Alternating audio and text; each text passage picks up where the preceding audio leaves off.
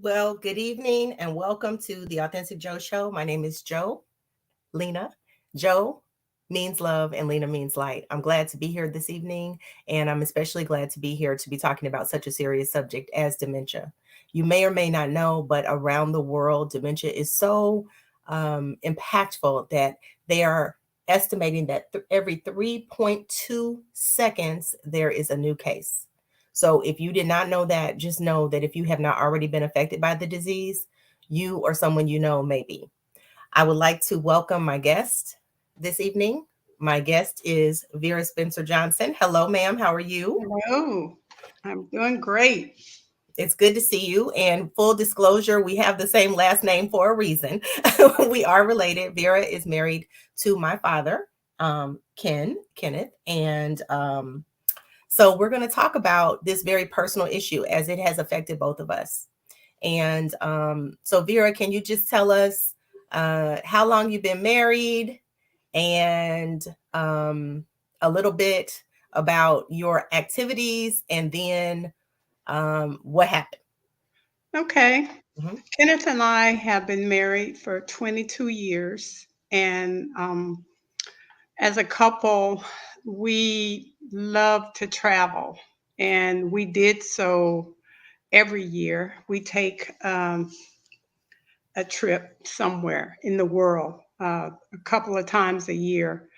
And after we retired, we just enjoyed life. We traveled around the world and throughout the country and just had a very active lifestyle. We live in the Villages, Florida, which is an active lifestyle area for seniors. So we had a lot to do all the time. Very involved in different activities within this area. And it just came to a screeching halt right at the beginning of the pandemic. Kenneth had been diagnosed with dementia maybe 2013 or 2014, but he was functioning, getting around, still doing a lot of the things that he loved to do. A very outgoing person. And it just one day he just didn't know who I was. And it began a downward spiral after that. And actually, I had two people today, which I thought was very unusual. Two people today told me that their loved ones woke up one morning and were 100% into dementia. Didn't know who anybody was, couldn't remember anything, and the impact was overnight. So dementia is an overarching umbrella of many um, types of brain issues. It is a brain disease. It affects intellectual functioning, reasoning, judgment, memory loss, and every area of your life. So when when it when it hits you full blown, everything stops and everything changes, and that's what happened with us.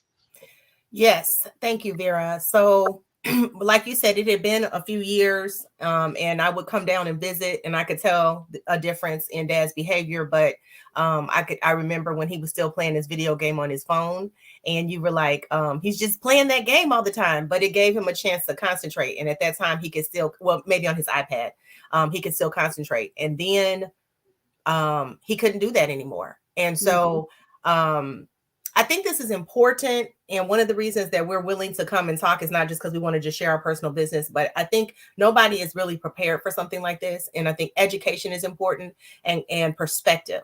So as his daughter, I know that when he didn't remember who Vera was, he seemed, I haven't talked to him in a few weeks, but he seemed to remember who I was. If he saw my face, he knew it was me. And if he heard my voice, he might know it was me. And I remember the last time I was there, which was about exactly a year ago, the last time I was with him. I would come out of the room every morning. He would say, "Jocelyn!" Or every time I came out, so, and he never called me 𝐥𝐢𝐤𝐿. And so if I came out 3 times, he was forgetting that I was there. But when I came out of the room, it was like, Jocelyn. So it was kind of cute and nice and sweet. And at the same time, it's alarming when you see someone, and as she said, she was being a little modest. They traveled to over 75 countries in their time. And so to be able to go, I remember your trip to India, and that was going to be the last trip, even though we ended up going to Dubai after. But I remember speaking with you, and because of the water, I believe in India, you have to not drink it. And because he was in the bathroom, of course, he was brushing his teeth. He remembered to brush his teeth. What's wrong with that? But in India, we learned the hard way that he could not brush his teeth with the water because he got sick. Mm-hmm. It was And hard. it was a horrible experience. And It so was. what I'm saying is, it's the simple things that make all the difference, you all. And I spent a very long time worrying about Vera, worrying about my dad. I was worried about my dad, but I was worried about Vera because what happens is oftentimes the caretaker, or in this case, the wife, ended up becoming the enemy because she was the closest one there. So I'd like to just share with you all a couple of statistics, and then Vera's going to talk a little bit more. There is a difference between forgetfulness and dementia. And so if, memory loss tends to happen as people age. However, if it interferes with daily living, like they may forget how to use the microwave or the telephone, or not remember the way to get home, that's considered one of the earliest clues of dementia. So how about we'll talk about that. So one night you were at home in the bed thinking everything was fine and dad was in the house, and then you get a knock at the door. And it was, wasn't that what happened? And then 2 ladies in their night clothes had their golf cart and brought dad home because he had gotten in on the bicycle and lost his way. Is that what Well, happened? actually, what happened? I was here. I thought he was here, but he had gone out on this bike. It wasn't quite dark yet, and he went for a bike ride and couldn't couldn't remember how to come home. And he remembered his address, but did not recall how to get. And he wasn't very far from the house. And so these 2 ladies, they got in their golf cart and they had him follow them. He gave them the address. They Googled it and drove their golf cart here. And he followed them and returned home. But that was one of many occasions where he was lost. He would get lost going to play golf. He couldn't find the golf course, couldn't remember which golf course to go to when he was playing with his friends.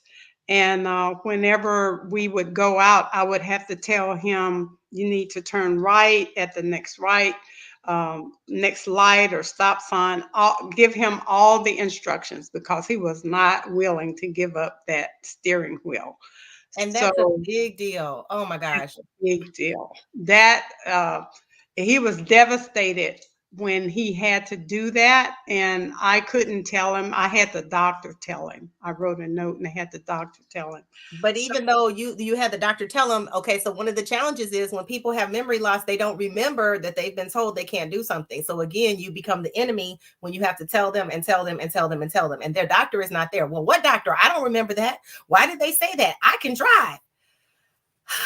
hmm people with dementia, and when I say dementia, it's an overarcher Yes. of Alzheimer's, Parkinson's disease, Lewy bodies, all of those fall into the dementia basket, if you will. Mhm. So I initially thought he had Lewy bodies dementia because of the behavior. And I encourage everyone, whenever you or a family member is diagnosed, or if you think there's issues, you need to educate yourself. The key to dealing with it is education, and watch as many videos. There's plenty of information on YouTube. There's plenty of information on the internet. There's many, many books. And Once I educated myself, I was able to deal with it a lot better, because everything changes, everything. Okay, and so from my perspective, she was dealing with it, but she's a boss lady. And so she was dealing with it. So that means everything. And I was just afraid because when dad did not want to give up the keys, he got angry. And oftentimes, and I'm just going to say this for the sake of this, this is not my only close relative who has dementia. So I'm dealing with it a lot right now on a day-to-day basis, but different than Vera because they were married. So that's a different relationship. But I want to say that you may want to do everything for that person, and they need everything done at one point. So when it comes to cooking food, I remember there was an incident many years ago, and I think he was boiling something, or something happened with the stove. So something small happened with the stove. Then later, something else happened with the stove. So you have to watch people with the stove. You have to watch people, and you have to take away those keys and keep those keys away. And one of the things that people have done with dementia, they've driven for a long time. Like myself, I've driven almost 40 years, or 35 plus years, right? So what do you mean to tell me I can't drive my car and everything is theirs? And it's harder on the people who are taking care of the individual because they see the decline, they have to respond or react, and then the person, they're just kind of in their own world trying to make sense of things. And one of the other key signs of dementia is that they don't know that they have the memory loss. Although as things progressed, I know that he definitely was concerned. He knew something was wrong, but he couldn't put his finger on it. And then he had trouble expressing himself. Right. Vera, can you talk about caretaking in the beginning? So I know he always wanted to drive, and then you would kind of suggest that you drive. And then one thing about dementia is everyone is different. yes, So your person that you're dealing with may be very, very different from the person that I was dealing with. So their personality comes through even though they have memory loss. yes, And a strong personality is still going to have a strong personality. So when you look at a man that's been a provider, basically a caregiver for his family, and now and he and is and in the army. in the army, sales manager, just very outgoing, and now he's the recipient of care. That's a major adjustment for them, and it's not a good adjustment. They don't take to it very well. So when you talk about dementia and memory loss, it's not just people say, "Oh, I know what you're going through," and my aunt had it, or someone in my family had it. It's not just not being able to remember directions or instructions. They lose memory of everything. They do not remember how to take a shower. They or do not or how to tell time. or how to tell time, have no concept of time. They do not remember how to put their clothes on, or how to put their shoes on, or how to go to the bathroom, how to brush their teeth. Eventually, memory means all activities of daily living are lost. And if you would take a 1-year old and you could compare them to a person that has severe dementia, because they would be in the same category. Just like a 1-year old can't do anything for themselves, that's the type of person you're dealing with. And people think, oh, they just can't remember people, but it's everything, Thank you. everything Thank that they you. can't remember. Thank you. Let me share before we go on.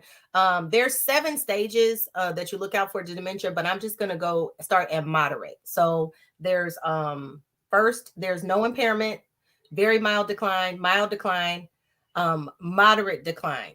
Okay, so they'll have more problems with making plans and remembering recent events. They may have a hard time traveling and handling money. Okay. Mhm. Then moderately severe decline, they may not remember their phone number or their grandchildren's names. They may be confused about a time of day or of the week. At this point, they'll need assistance with some basic day-to-day functions, such as picking out clothes to wear, but they may still be able to put them on themselves. Then you have severe decline. They'll begin to forget the name of their spouse. They'll need help going to the restroom and eating. You may also see changes in their personality and emotions. And then finally, very severe decline. They can no longer speak their thoughts. They can't walk and will spend most of their time in bed.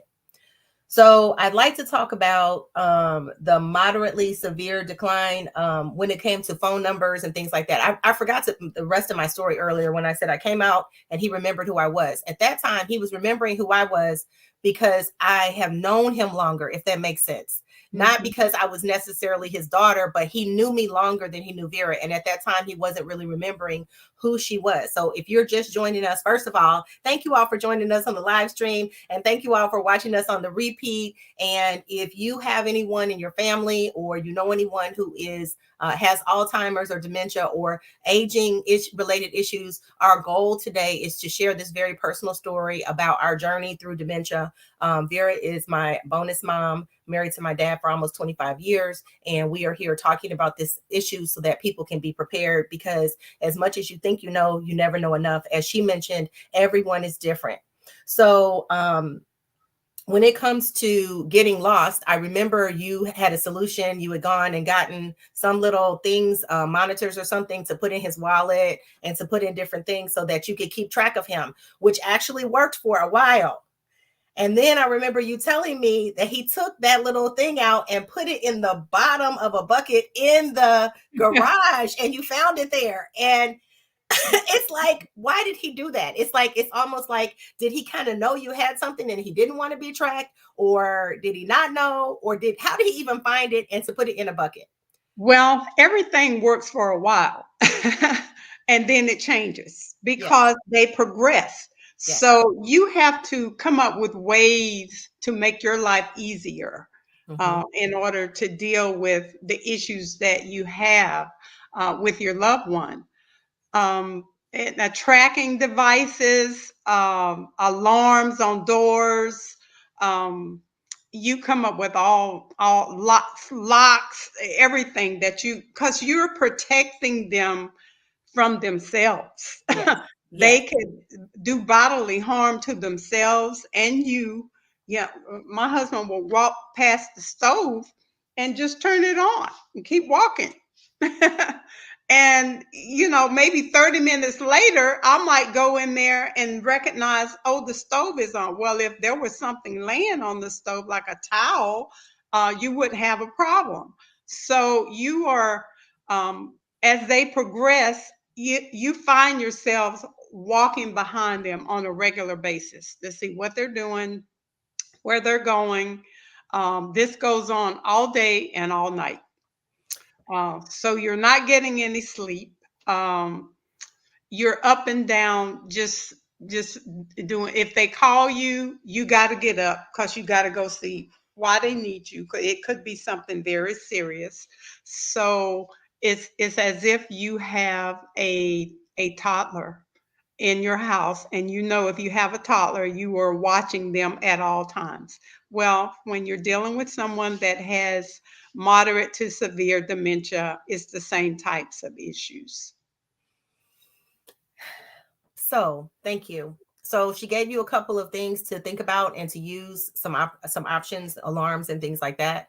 And as things progress and you get more tired and it's progressing, and when you become the enemy, they can get paranoid. That is one of the big, Mhm. big, big signs of dementia is paranoia.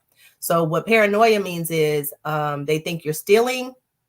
Oh, They yeah. think you're the enemy. They think you've stolen. They think everything is theirs. They think you need to get out because they don't recognize you because you're a stranger in their house. So you Mhm. have to understand that these things happen. And then you, as the able-bodied minded person, are trying to make sense out of the senseless because it doesn't make sense. And as long as you try to justify things, it doesn't work.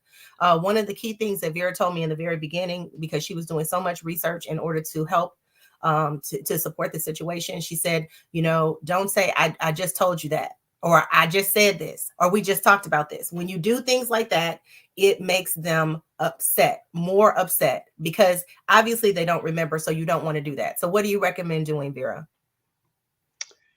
Just they're not going to remember, so just move on from that. Just say, okay, that's all right, it's fine, I'll take care of it. You just have to come up with what's going to work best for your situation with that person. Yes. um, as Jolena mentioned, initially my husband thought I was an intruder. He didn't recognize me at all, at all. He just like, you're an intruder. You're squatting in my house. Get out of my house. He didn't, and that's you think about it as they go back in time, and that's what you're dealing with. Yes. So he had gone back to a time during his early adulthood where he may not have been married, or I Mhm. definitely wasn't in his life, so he didn't recognize me at all. That's right. And as they progress backwards, they recognize people that they grew up with, but not people that they live around currently. So Yes. when they say short-term memory disappears, yes, and I was in his short-term memory and I disappeared. Yes. So, that's one of the issues, and that you have to deal with, but it helps once you educate yourself. I didn't know that. I thought, what Mhm. in the world is going on? Very difficult initially to adjust to this different attitude toward me, um, that was hostile. And heartbreaking. Very heartbreaking. Okay, so let's introduce this. So we're talking about these stories, these personal stories, you all. But I told Vera she didn't have to talk about it, or she did, and she said she wanted to talk about it. So I'm just gonna introduce the subject. So because of my dad's personality being a very strong, as she said, man, in terms of personality and things like that, outgoing and things, he was always very independent. And I would say a male chauvinist, but I'm biased because I'm the daughter of a different generation. So there you go. But you're not going to tell him what to do. And so when they are literally fading in and out of consciousness, you're present, but they're not necessarily present, if you all understand what we're trying to say. So this situation that Vera's going to talk about, I'm just going to tell you up front, ended up with her having to call the police. And then what happened? And when I found out about it, I was even more afraid. So let's talk about, and this happened, I think, right after I left. It happened, yeah, not that far after I left. So I had gone down to Florida because I was so concerned about the situation, and I really wanted Vera to put him in a memory care facility. And she loves my dad. She loves her husband so much. She wanted to take care of everything. Okay. And she was like, no, I'm going to take care of it. I'm going to take care of it. I'm going to take care of it. And so I was down there for about 6 weeks, got a chance to interact with them and see them. I didn't stay at the house because I did not want to interrupt the sanctity of their home or upset him or anything. So then I think about, because that was voting day, so that was election day of 2020, that like the day before that I left. So and then it happened in December. So maybe 6 weeks after I left or so, Vera was on the telephone having a conversation with her sister. And then can you finish what happened?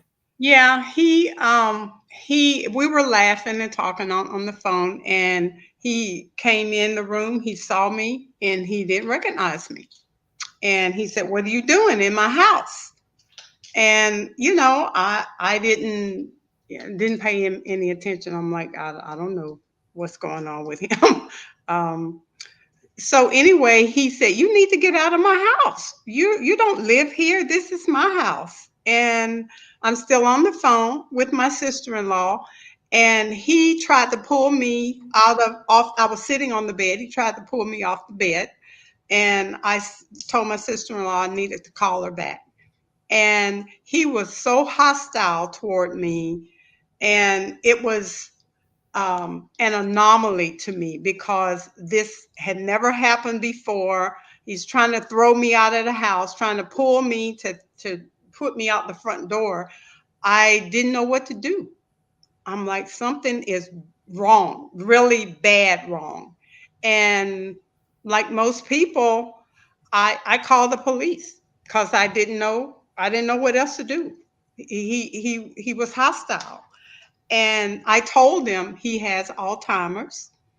Um, so his behavior has changed. He's very hostile toward me. So this is something that he's never behaved this way before. But he does have Alzheimer's. I told them that on the phone. When they arrived, I repeatedly told them he has Alzheimer's. He doesn't recognize me. He thinks I'm an intruder. A privileged person probably would have gotten the Baker Act, but that's not what happened with my Okay, stop right there. What is the Baker Act, which means what? The Baker Act means that when you have a mental, intellectual dysfunction, such as Alzheimer's or other types of mental illnesses, they can take you to a hospital for several days and have you evaluated. As I mentioned, some privileged people, and hopefully you know what I mean by that, may get an opportunity to do that. But because my husband didn't fall into that category as an African American male, he was arrested and taken to jail and placed in a cell. And During COVID. during COVID, at 74 years old, them knowing that he had Alzheimer's, and they charged him with domestic violence because he pushed me. So, to get him out of jail, I had to hire an attorney, had to go to court because they charged him with domestic violence. Guess what? He couldn't come home. So I had to find alternative living situation for him until I could go before a judge. Um, and this in the end, it cost me over $7,000 for 2 weeks. So let's stop there for a second. So I want you all to understand he couldn't come back home because they said he couldn't come back home, but they didn't take him to a hospital, which is what he needed to be done. Mm-hmm. She called the police because he's a man and he was bigger than her and she couldn't contain him.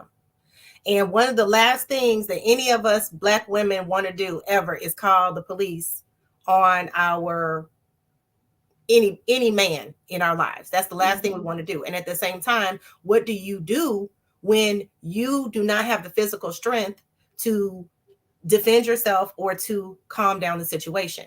So by her telling them what was going on, and especially because they live in a retirement community, you would think that the man would say, okay, we know what this situation is, but they didn't treat him like that. And they treated him like a criminal. And the local paper put his mugshot in the paper and all this kind of stuff and talked about how much their house was worth and, told them what she told them on the phone and all this kind of stuff. And it's like, why would you do something like that? This is a person who has a disease. And so I'm glad she's sharing this because it's so upsetting that this happened. And you have to be prepared. So later, this happened. A few other hostile situations happened, and Vera started thankfully, they have a really great community of friends from around the country who've all retired. And so several of his very good friends were able to come and sit with him. And so just kind of sitting with him or taking him out or spending some time with him. And then even to the point where the neighbors kind of knew. And so she was able to call on the neighbors and say, hey, something's going on. Can you come over? So, I think, Vera, are you playing something in the background? I hear something. Okay, I don't know what that is. Okay. We need you all to understand these things happen and it's real. So you need to have plans in place to say, okay, when such and such happens, what do I need? So, can I continue to take care of this person or do they need special care? Do they need someone to come in to the home and help them with their medications, help them go to the bathroom, help them with their daily hygiene things? Can you afford to have someone come in? Because most of the time people can't afford to do that. Fortunately, Vera was able to get help. And because my dad is a veteran, she was able to get help. So if you do have people who are veterans and they are having issues with dementia, please call on the VA, and you must be persistent. We'll come back to that in a second. And then when it comes to, as things continue, because they're going to be hostile, their personality may be different, but even if it's a woman, trust me, they can be bitter and mean and ugly. Mm-hmm. So that's another thing. So when they're acting that way, even if someone's my size and we're both women, if they're being violent or they're being out of control, then what do you do? So you have to kind of have some plans in place and try not to escalate. Because if you escalate, then that only makes it worse. And then in the end of the day, thank goodness you had the $7,000 in order to be able to take care of the situation. But again, many of us don't. And then there comes a point where you have to make some decisions. And many times it would be very good to put them in a memory care facility, and they cost so much money. And I was very upset for a long time with Vera because I wanted her to just put him in the hospital, because the last thing I wanted was to get a call that he had done something that he wouldn't know that he was doing, and she was injured or killed. Oh, I can't say that. I'm not going to say that word. We can't say that word again. Unalived. As you can probably tell, I'm upset. It's upsetting, but it's real. Mm-hmm. It happens. And I begged her every day. And it happens. Yes, just like I said, 3.2 every 3.2 seconds in the world, somebody is being diagnosed with dementia. So you all need to know that this is so real. And if you are of an age where it's not affecting you yet, just know that it may be. Okay. So Vera, after you, thank goodness he didn't get COVID, even though he was in jail with the people, and he got out. And after you found the alternative living, he came back home. And then I think at that point you had nurses coming to take care of him eventually, and that worked for a while. However, for a while. Right. It's important. The next day when I got him out, he had no recollection, no memory that anything happened. Didn't remember anything at all. No. So I was able to hire nurses to come in to help out and just free me up to live. Okay, but hold on. But she was calling herself living, but she was still doing everything and letting them do a little. So this is the thing about caretaking. When you are a caretaker, if you do not care for yourself, you will not be around to care for the other person. And so when you are a super amazing person and you love your person, you're going to do everything within your power. But I saw her being worn down. And part of it was just her devotion and her faith and her commitment to her marriage, her commitment to her husband till death do us part. And then at the same time, you have to be able to say, hold on, there comes a point in time where you realize everything worked for a while. So we had the nurses in, we had the such and such in, we had the friends around, people would come around, all this stuff. She was doing laundry several times a day, staying up, mopping the floors, doing all kinds of stuff, changing the floors so there's not carpet on the floors. I mean, you all get the picture. The point is, everything changes, everything evolves. And then, also you have to keep in mind when people are of a certain age, some of their inhibitions are gone. So things that they wouldn't normally say, right? They wouldn't normally say, they're now saying. So you have to watch it. And then now you all have to also think about it. This is just for you all to know. I mean, men, they like women. So, I saw a couple times when I was down there, he's like, do you know that lady? She's so pretty. Talking about his wife. Okay. Who is she? Now, it's sad because he didn't know it was his wife, but he still had that taste because he was like, I like her. and that's kind of a laughable moment, but at the same time, realizing that people are people. And so the nurses and things like that, you also have to watch who you're bringing into your home, because things happen. And then there's elder abuse and things like that. So, you had some experiences where you had to get rid of a nurse. Mm-hmm. Inappropriate gestures. Inappropriate touching. So you have to be aware of those things. Okay. So we're sharing these things because you need to know, and you have to have plans. So Vera, basically it ended up that you did put him in a memory care facility. You did everything. You bought all the stuff, got everything together, got him together. And I was just breathing again because I couldn't even sleep thinking about these two down here. And then you did not leave him in the memory care facility. What did you do? I brought him home so I could take care of him. You know, when you are married to someone and you love your spouse, you have a covenant relationship with them to love and to cherish them. And I felt like, based on what I was seeing, I could do a better job. And I brought him home. I said, I can't live with this. Mm-hmm. And so I brought my husband home, and I continued to take care of him with nurses coming in. But everybody's not going to treat your loved one the way you would treat them. Everybody's not going to do all the things that you do for your loved one. So I was still doing a lot of things that needed to be done. And I didn't have nurses 24 hours a day. Caregiving is a 24-hour-a-day job. And I switched my mentality to look at it as, this is my ministry. My ministry is to care for my husband. And submission to God means submission to be his caregiver. So all the things that needed to be done, pedicures, I did his pedicures, shaving him, brushing his teeth, all those things, the personal hygiene, all of those things. I wasn't gonna let the nurse do that. I did it. So you take on a huge burden, if you will, but you do it in love. And as Jolena mentioned, she looked at me and she said, "You are wearing yourself down," and I was. and more than wearing herself down, she was in danger. Now it worked out because she took him out of the facility. And I was like, I didn't even speak to you for like a month on purpose. I couldn't even talk to you because I was so upset. I was just praying to get myself together, because I'm like, if everybody could be so fortunate to have somebody who loves them so much that they would literally sacrifice themselves for another person, I mean, wow. And at the same time, when you did bring him back home, there was a shift in both of you.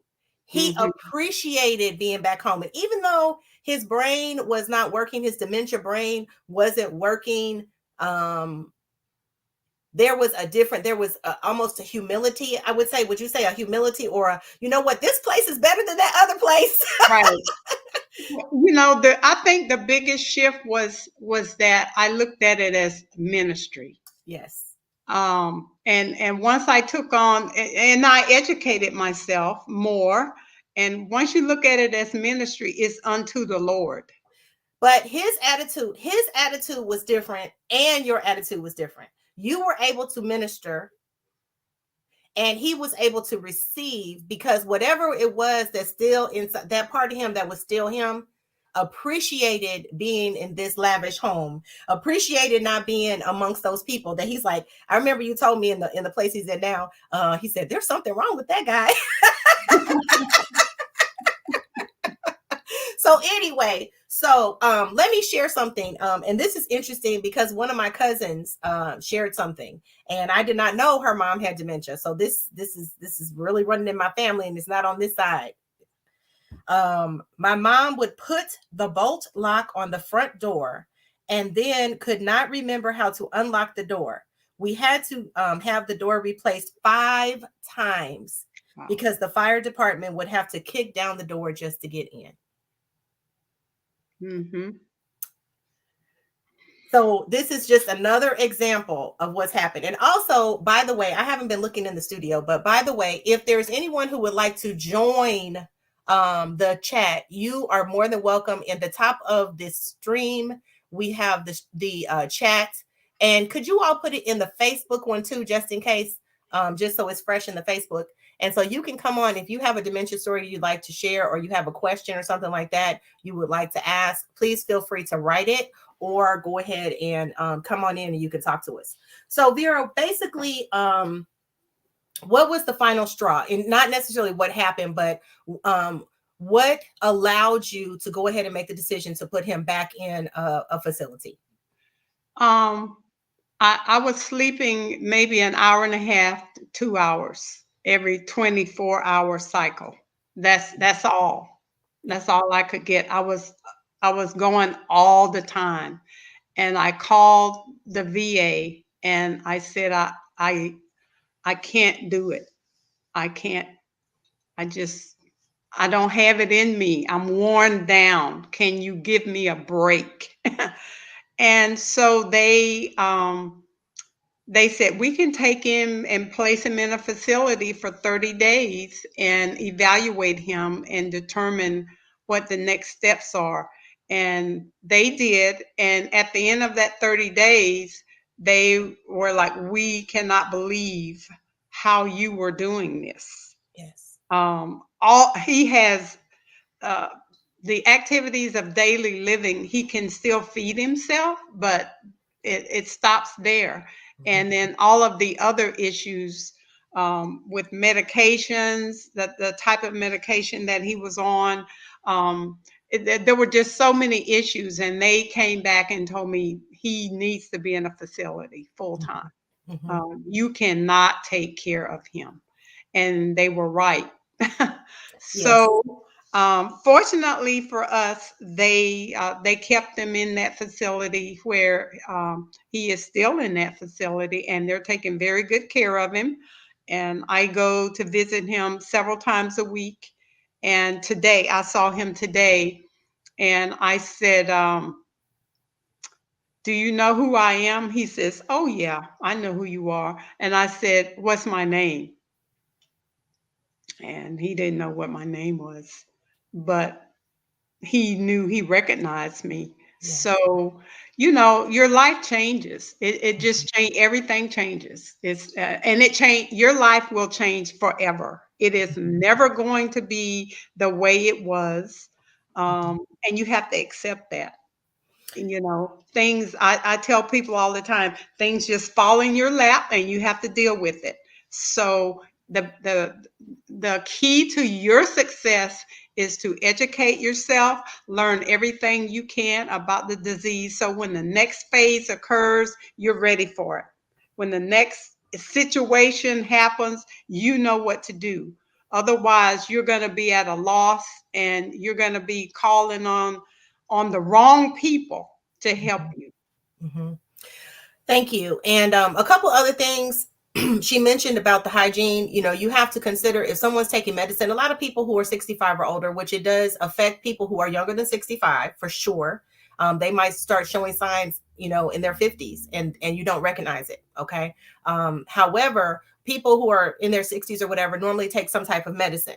So if you have a parent or if you have a spouse and they're typically responsible for their medicine, you're going to need to start being responsible for their medicine, or, get one of those pill boxes. I had to do that. Get the pill box and you put the days in. When I used to see you all do that, I'm like, boy, they're old.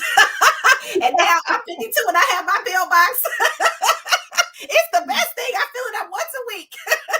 But anyway, have your containers, fill it up. That's something that you can save time doing. Give them the allotted medicine at the time. Do not trust them to do that. When it comes to answering the telephone, okay, people target senior citizens. So if you live with a senior citizen or you don't live with the senior citizen, people will call them on their cell phone, or they will call the house phone, and they will try to get their information. I know from firsthand experience, they will call. We just finished the Medicare deadline. Somebody called.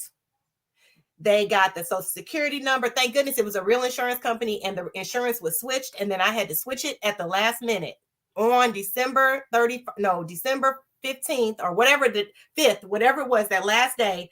right before the time was over, because they will target them. So you have to have a plan for telephone contact. Are you going to, so at one point, I know you found a solution and you turned off the house phone basically to forward to your phone, so that if any of those calls came, because people, they will get your credit card information, they will take advantage. Okay. When it comes to food, thank goodness Vera cooks very well, but evidently my cooking isn't that great. So the person I'm caring for sometimes likes my food and a lot of time doesn't like my food. And so that's the issue. Sometimes they like frozen meals and sometimes they don't like frozen meals. Sometimes they like Ensure and sometimes they don't like Ensure. So these are the small things, you all, that add up, because they're evolved. The disease is evolving, and your attention to detail has to evolve.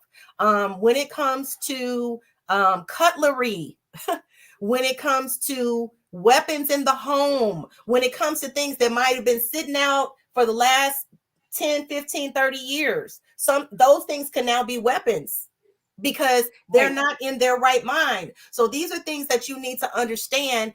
And like Vera said, education, education, education, education. YouTube, we're on YouTube now. I know some of you all are watching on Facebook, but it's so full of resources. And so just what to say. I found out in speaking with one of the Alzheimer's counselors, they said that a lot of times they'll forget. The short-term memory is gone. The long-term memory stays for a while, but they might lose 10 years or 20 years or 30 years. So as time goes, they're losing sometimes decades. Or like Vera said at the beginning, two people, they just woke up and their person was just gone, all the way gone. Okay. So you just have to see that progress, and it's going to hurt if they don't know who you are. But you have to realize that it's not personal to you. And if we're suffering this much, imagine that little person inside of them that's actually scared of you because they think you're a stranger in their home. Right. Right. Vera, I wanted to, so caregiving is tough. It can be thankless. It can be sad. It can be dangerous.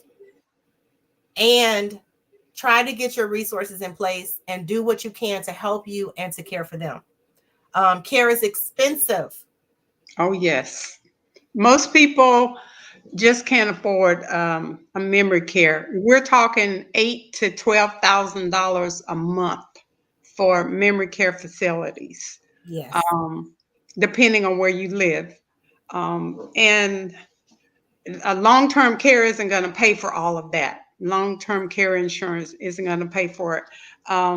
So having a lot of people just don't have an option. They have to keep their loved one at home.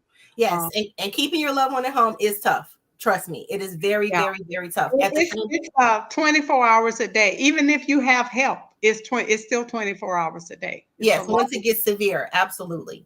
Now, once you realize you couldn't do it by yourself, what did you? Okay, Vera. So if you could go back, I know it's hard. So don't tell yourself, but tell somebody who's struggling. Maybe they're in the situation you were. And they're realizing they can't do it by themselves. What do you suggest they do? There's plenty of resources available. The Alzheimer's Association. The Alzheimer's Association. There's a lot of local resources. If your loved one is a veteran, you can call the VA and talk with a social worker. If you know someone that has dealt with someone that has dementia, call them and get information from them. Or as I mentioned, go on YouTube and find, videos on YouTube. There is so much information available. So don't just sit there and think, I can't do anything, because you can. And there are resources available. And, friends have pitched in and helped out. They've come and they've sat with him while I ran to the store. They go to visit him. Your friends will always ask, what can I do to help? But you also have to open your mouth and allow them to help. Because sometimes we are going through our own personal hell because you want to feel like you can do it all. and you want to do the right thing, and it's tough and it's embarrassing and it's everything, and you think, oh, I can do it, I can do it. But guess what? A lot of people who love you and a lot of people who love your loved one are willing to help if you're willing to open your mouth. Mm-hmm. I'm not talking just about you. I know you weren't. Okay. I wanted to give this information. We're going to be stopping soon. I hope this is helpful to you, anyone who's listening. And certainly, Vera, I love you so much. And I appreciate you. And I just want to say in front of the world that Vera, when she came into our lives and she married my dad almost 25 years ago, she changed the trajectory of my dad and I's relationship. And I know that we would not have a relationship if it weren't for Vera. And she came in like an angel and just brought her faith and her goodness and her love. And wherever she goes, she changes the atmosphere. And so that was my goal. So, of course, I wanted her to be on this show to hopefully help to change what's happening, because Alzheimer's is unfortunately affecting African Americans more than it's affecting non-African Americans at a much higher rate. And we have much fewer resources, and we tend to get diagnosed less, and we tend to get the help less. And you have to be an advocate. You Yes. have to be an advocate for your loved one, because if you don't, they won't tell you about certain services or they won't tell you about certain options. And you have to call and you have to write and you have to do your due diligence in order to get the help. One of my Facebook friends made a post on my post earlier, and she said health literacy is important. That, as you may know, Black Americans are twice the risk of Alzheimer's disease compared to white Americans. Unfortunately, Blacks are underrepresented in Alzheimer's and dementia's research. So participation helps us learn and fully understand the factors that impact the Black community. And so I am located here in St. Louis. And so she gave me a link, and I'll put this link in the YouTube link so you can look at it later. And so there is a place you all may have heard of, Washington University. It's one of the foremost universities in the country, medical universities and hospitals. And so the Washington University School of Medicine, they have a study. And so it's aging research characterizing health equity via social determinants. So it's really great. And you can become part of this study or another study so that they can just see what's going on with us. So just from a health perspective, you all may or may not know.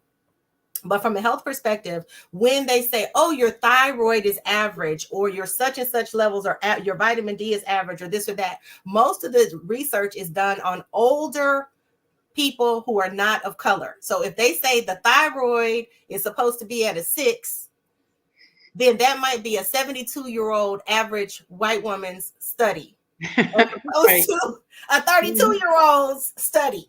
So that's why it's important to have the right type of care.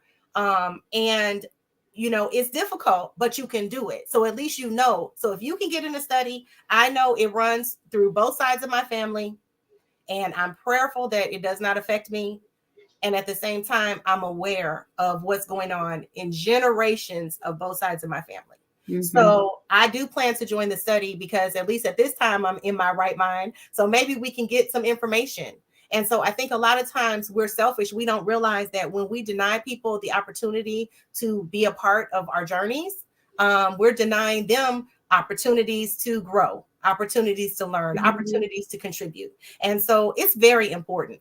Vera, can you give us 3 bits of advice, maybe that you haven't given, but 3 things you would tell a wife, a neighbor, a child? What are 3 things you want people to know? Well, if you notice that your loved one is beginning to have memory issues, please go have them tested. So many people just are in denial and they just let it go on and on. Have them tested. I think that's critical, because you need that documentation in order to get some of the assistance that you're going to need in the future. Recognize that your life is going to change, and it is never going to be the way that it was. And, acceptance is a big part of making your life easier. You can fight against it, and that's not going to accomplish anything.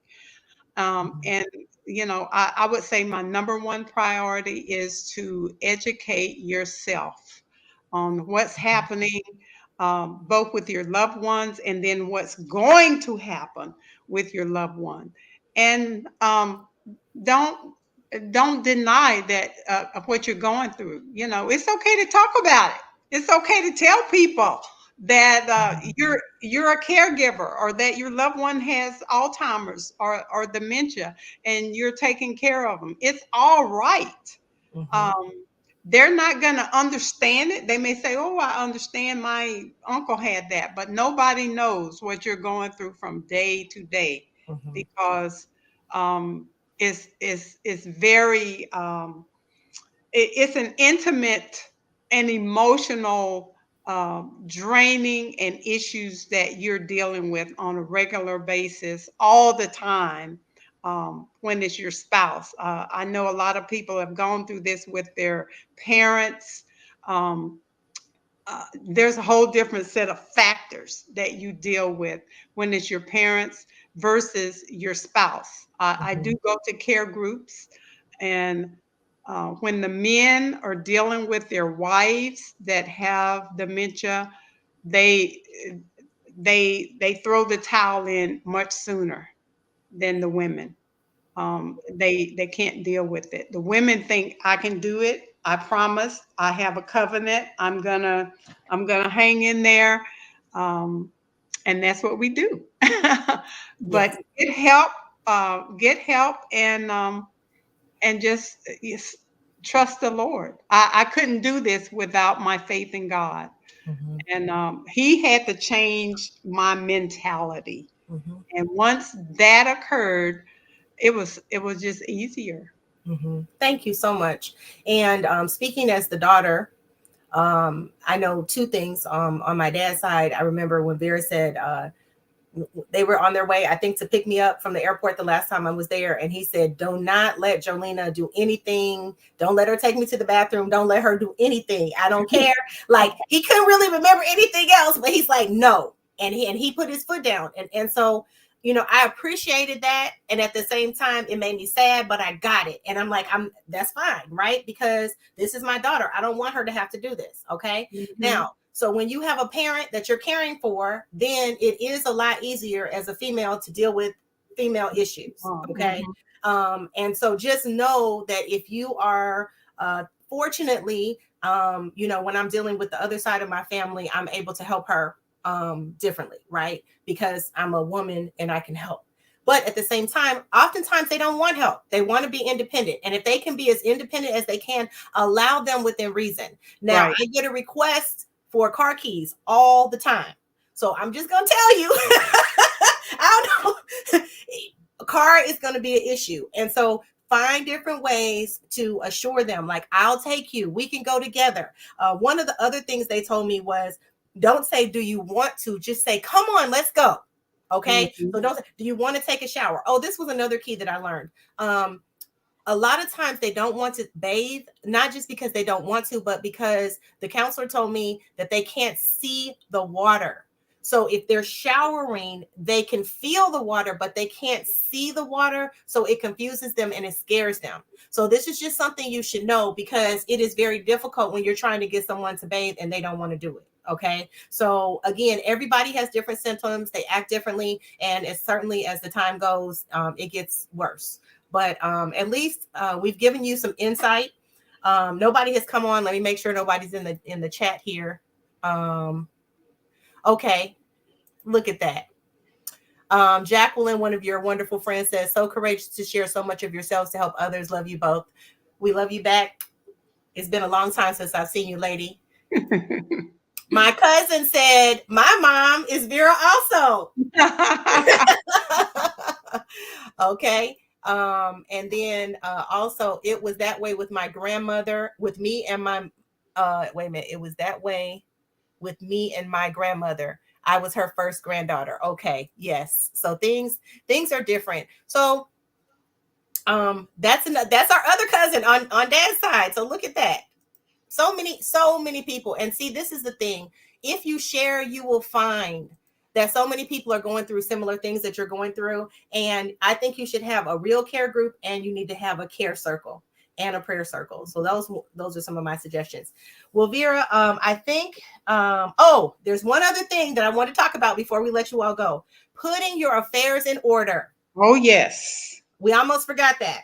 So if you've just joined us, we are speaking about dealing with dementia and how to navigate the waters. And as dementia becomes more difficult, it is so important to put your affairs in order. So my note, a will, maybe a living trust, insurance, long-term care. If you are young and can get long-term care, get it as soon as you can and keep it forever. Even though it won't cover everything, it will help you in the end. Right. Let me tell you about the silver tsunami real quick before I go to the rest of the list. Back about 5 years ago or so, every single day, 10,000 baby boomers were turning 65. And that is a 10-year tsunami. And we're about 5 years in. So every single day for 10 years, 10,000 people are turning 65. Our society is aging so much. And guess what that means? They're running out of beds. They're running out of care. They're running out of it and then now COVID on top of it, running out of professionals to support them. So even if you have the money and even if you have the resources, you may not even be able to find something by the time if you're close to my age in my early 50s, by the time we're 65, that may not even be an option. So if you can get long-term care now, do that. Take care of your health now. Also, advanced directives, medical directives. Power of attorney. That was my next one. And power of attorney, medical power of attorney, and then some type of system in place for caring for people. Because sometimes you might know somebody, they might be retired and they're like, hey, I'd be glad to help you for a couple of dollars. And, they might be able to help you just because they're bored, they don't have anything to do, and they would appreciate it. Again, it depends on the demeanor of the person, your loved one and things like that. But that's really important. And so when it comes to this power of attorney, it is a touchy thing because a lot of times people don't want to give their power away. At the same time, there is a point where they are not going to be able to pay their bills. They are not going to be able to read their mail. We had stacks and stacks and stacks around here of stuff that just went by the wayside, because how are somebody going to be able to write a check? Right. So we're talking about, you can't write a check. You can't put an envelope, put a stamp. You can't go anywhere, all these things. But these people in their heads still want to do the same thing. So you have to find ways in order to be able to help them. So those are very important. Did I miss anything else in terms of putting your affairs in order? Well, I guess talk to your spouse, especially. Talk to your spouse. Early. Early. Early. While they can still remember, go and get all these things in order. And then take copies of them to the bank so that, they know that this is happening. And you got to communicate. You got to communicate with your institutions so that they're aware of what's going on. Yes. And don't keep secrets. I've said it, I think this will be my 3rd episode in the series to tell you all, listen, make sure you put a beneficiary on your bank account. Every single bank account, put at least one beneficiary. That's number 1. Number 2, you need to tell the beneficiary that they are the beneficiary, because banking institutions will not initiate contacting the beneficiary. So you may have $5 in your bank account, or you may have $500,000 in your bank account. But if nobody knows that is there, they can't get it. And even if they're the beneficiary and they don't know it, they have no chance of getting it, you all. So that is something very important. It's a little known secret, but it's something you need to know. And so a lot of times we're hesitant to tell people information, but you got to share it. So whether it's your spouse, whether it's your children, if you don't have any children, your sibling, whatever it is, you need to get it together. What were you going to say, Vera? You need to also have a POD, or payable upon death, so that money just doesn't just sit there. Once you pass, or your loved one pass, then that money can go to their beneficiary. You need to pay POD on all of your accounts. Very good. Thank you. And so make sure they have that on their accounts. Very good. Thank you. And then also your cars, your assets, just all your assets. You need to think about the future. And unfortunately, many times, especially people of a certain age, don't want to talk about the inevitable. And so if you are the child, the adult child of someone, and their affairs are not in order, like she said, talk about it early and try to get them to talk about it, because it's a mess later when they can't do anything for themselves. So, okay, well, very good. Let me see. I think those are all of my notes. Vera, I want to thank you from the bottom of my heart for coming on tonight. I also want to thank you.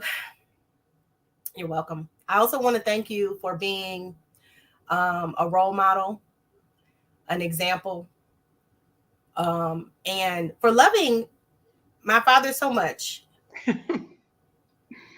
that he's so lovable. Yes, okay. And I want to end the show. Before I do my final thought, I want to end the show, and I'm gonna show you all a picture. I did not send it in, but they just had a little lunch date the other day, and okay, isn't that great? I love it.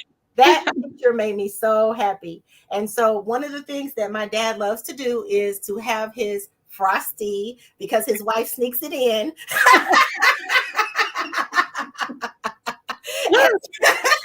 And so I told the secret. All right. Well, Vera, thank you so much for your time and for everything. I know I tell you thank you all the time, but I mean it.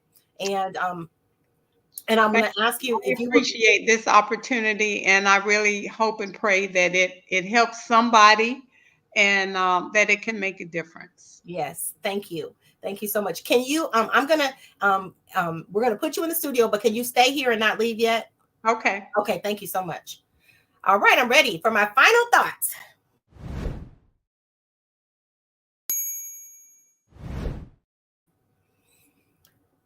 What an emotional show. I have done everything I can to still be a host and not be too emotional. And I haven't shed a tear yet, but I probably will when I leave. I was trying not to tell too much of my business, but you probably figured out I'm dealing with dementia on both sides. And so it is hard. And I'm very fortunate that my dad has a spouse who loves him so much and who will do so much, and they have resources to do so much. And at the same time, everybody doesn't have those resources. And sometimes you have to be an adult child and try to make the decisions and get told, I'm the parent, you are not. Sometimes you will look at your loved one and they will blame you for everything. And sometimes you will look at your loved one and they can't even fix themselves a cup of water.